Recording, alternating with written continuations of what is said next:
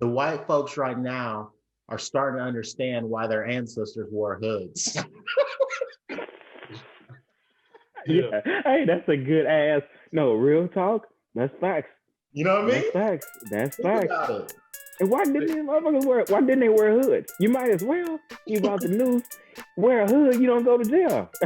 But you know what? You can't wear a hood and post on social media at the same time. Everybody has to know I it's mean, you. yeah, the FBI trying to identify who these people are. They're posting it on their own social media.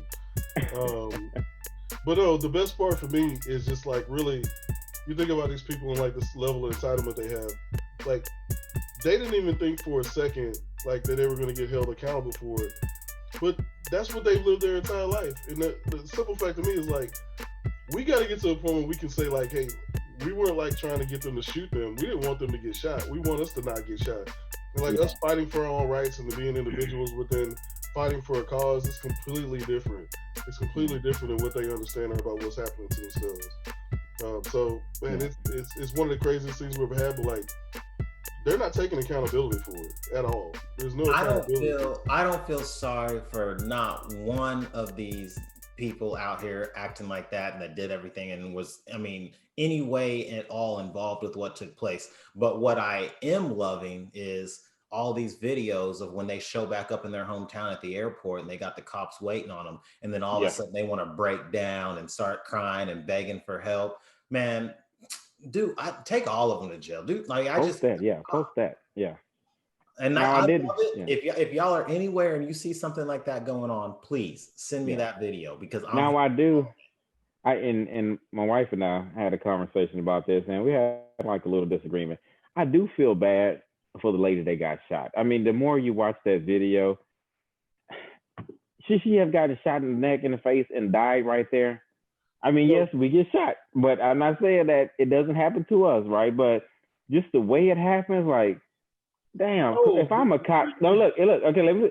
If I'm this is my if I'm in Capitol Hill, first of all, this job is not worth my life. I am a cop protecting Capitol Hill, protecting certain people. There's 3,000 people out there. There is 100 of us. It's not worth it.